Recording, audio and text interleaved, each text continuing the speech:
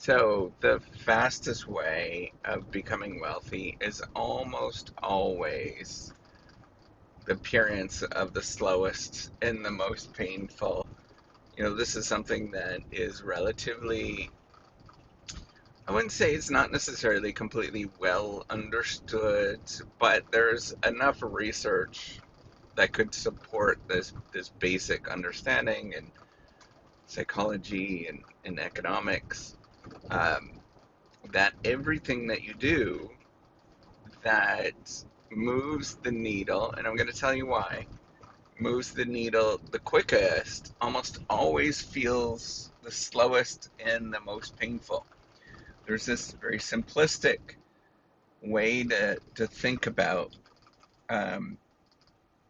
to think about actually achieving wealth, and that is through a trade-off between um, doing things that have a higher return but are a little bit more risky, versus things that, but they have a long run payoff, but things that are more immediate and they have a short run payoff, right? So that's obvious. People understand that often there's that sort of long term thing that you have to trade off. But what is often misunderstood, I think, is um, that there's so much that's sold to you that makes you believe that it is you're weird if you're doing that, and you're doing things that are really slow, and you are doing things that are not making that much, like everything about business that is sort of, even within business schools, I would think that there is a significant portion of people try to get you to sort of do risky things. And what you'll realize, and I think a lot of professors would agree with me, is that that's actually pretty dangerous, quote unquote dangerous, to do that with your wealth. And what you actually want to do is do things that are really boring and ordinary, and that don't feel, um, it doesn't feel like you're becoming successful when you're doing this, right? So, entrepreneurship, this is where I think entrepreneurship is, often completely flawed. We encourage people to do entrepreneurial things, and I'm an, that's kind of my area is innovation entrepreneurship, and we encourage people to do that, but it's spectacularly risky, and the payoff is generally not there. That's why, as a society, we don't allocate that much resources to it, and it's very difficult to get resources put to it. Um, the best return is to put stuff into proven areas already, and that tends to be corporations, ones that have grown for many years because it's well managed. They know what they're doing. They have, people recognize them. When you say, you know, chocolate, you default to Nestle, right? Like you think of Nestle, but if you say, this little wee tiny place, startup or something in your hometown, you're not going to think of that, right? Like that's not what you're going to default to. So there's lots of benefits that accrue to large corporations that give them much better bang for the buck. And yet, like if you say, I'm going to become wealthy by investing in Nestle, um, or I'm going to become wealthy by investing in Walmart. Um, or what I like to do, I don't invest in any single stocks like that. I think that's just foolish. It's just to be like, yeah, I invest in index funds and mutual funds, like pretty well managed mutual funds, through Vanguard, American funds, things like that. Um, these are these are well known, boring, stable um, assets that you invest in. Yet those assets, or even buying, saving money, right? Saving money and not investing, quote unquote, investing your time and effort into things that are flashy, or like coffees and things like that. That uh, They're wonderful, and don't get me wrong, I do like buying, the odd coffee that is from a restaurant and those kind of things, but I know it's a luxury. I know it's a poor investment. And I try, as best as I can, try not to invest too much into those things because that ends up just generating very little wealth for you in the long run. You have to think about what actually pays off in the long run, right? What pays off in the long run are generally not flashy, it's generally really boring. They tend to be assets that everybody understands, but nobody wants to invest in them because that they're so boring. They're not something that you go home and talk about, right? Like, it's not like I'm going to go home and say, oh, I invested in these index funds, which I don't understand who I'm actually investing in, but I did it.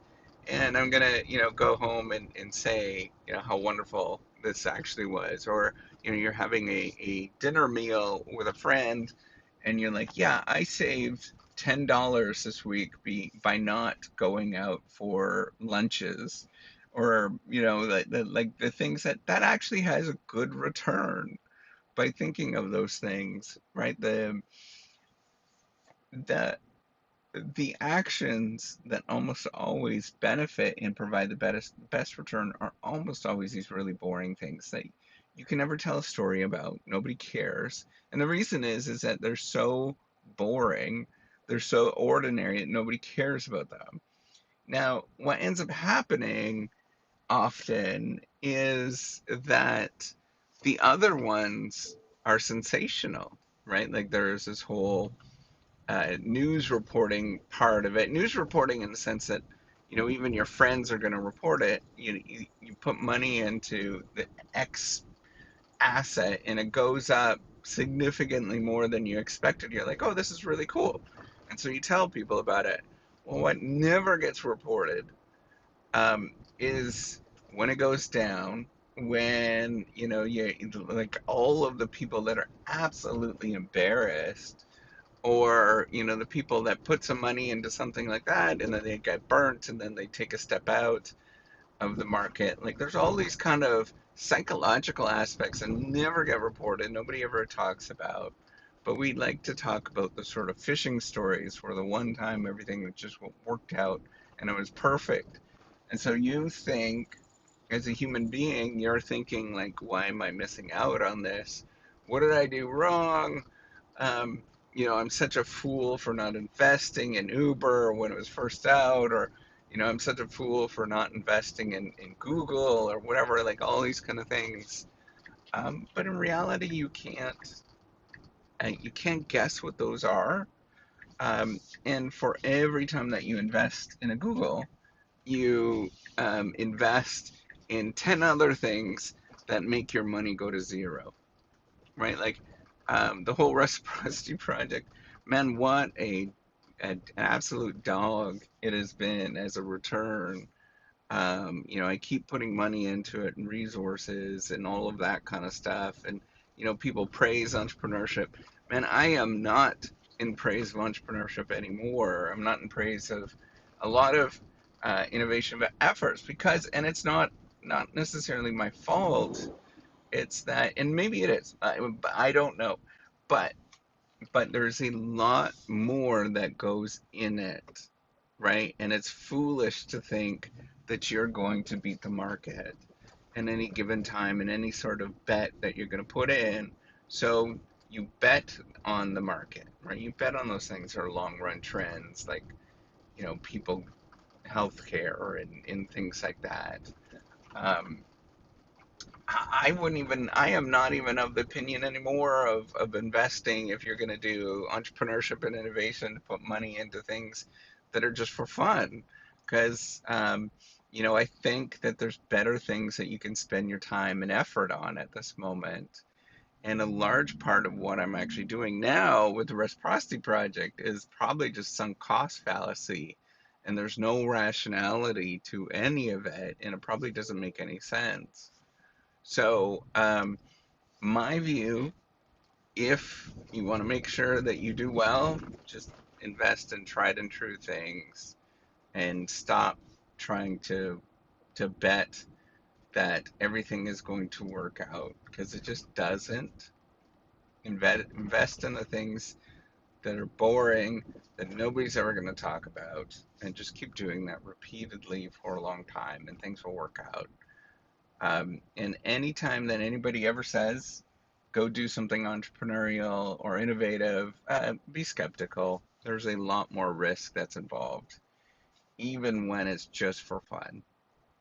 So, and it's somewhat of a pessimistic message, but I think it's a very real message of somebody that has a lot of experience now in terms of dealing with these, both in terms of looking at, the sort of research side of things, but also somebody that has real world experience and actually, you know, uh, have done fairly well on certain things, but it's index funds, mutual funds, boring things that nobody ever talks about. All right, take care and have a wonderful day.